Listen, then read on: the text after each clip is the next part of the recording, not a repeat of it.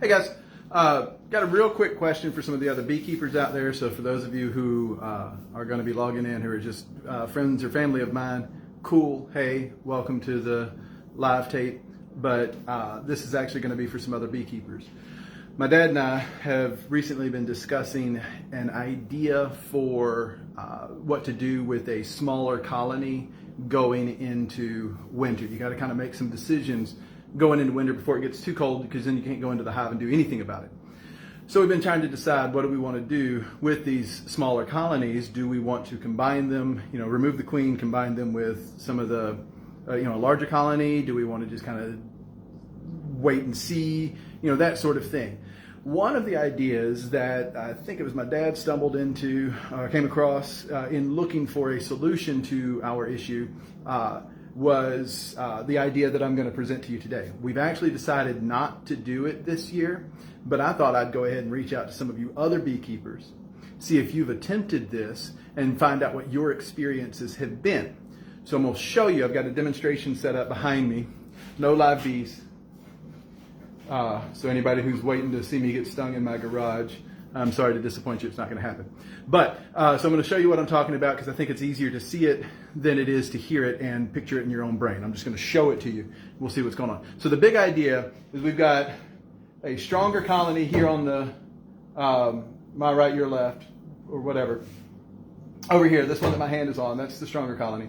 And then we got a weaker colony here. So the big idea that we've read about is we've fabricated these screened dividers.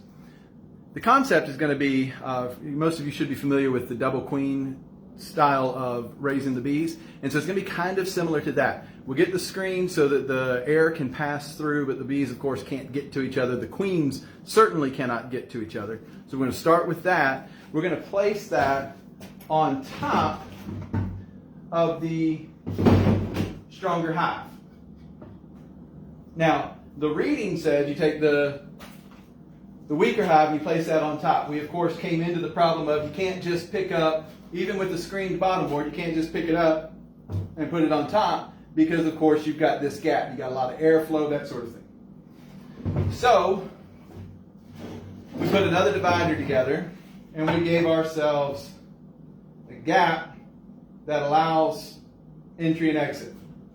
We take the hive with the weaker colony, or at least the lighter colony. I don't necessarily know weaker, but they don't have as much food, and they have a smaller ball. So we want to make sure that they're getting enough heat.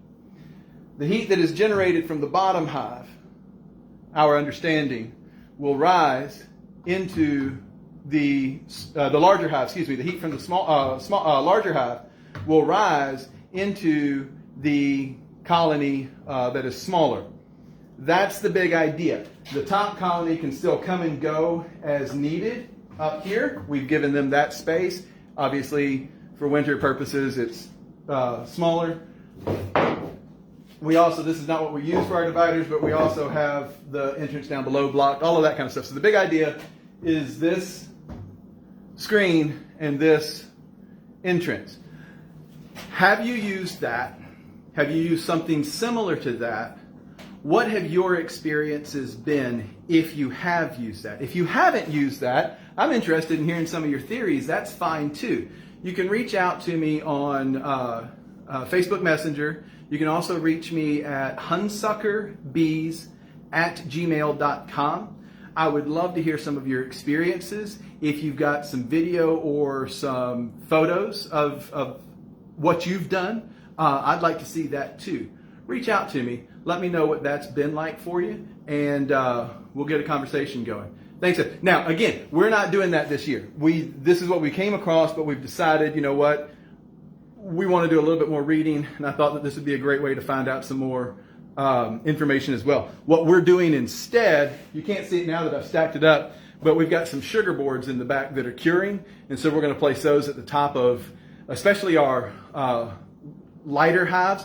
We're going to go ahead and place those at the top. That's going to provide some extra insulation, as well as giving them a dry sugar source once they get into winter, especially once they've gotten through the food sources that they've stored in their own comb.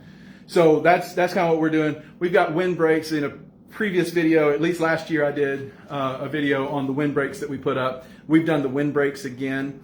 If it gets colder, like we're expecting it to, once it starts to get colder, once we realize, you know what, it's getting ready to start getting cold, we've also got some insulation wrap that we're going to put around our hives to help them keep that heat in. So we've got several steps that we are taking this year, but this is a concept that until now we hadn't heard of.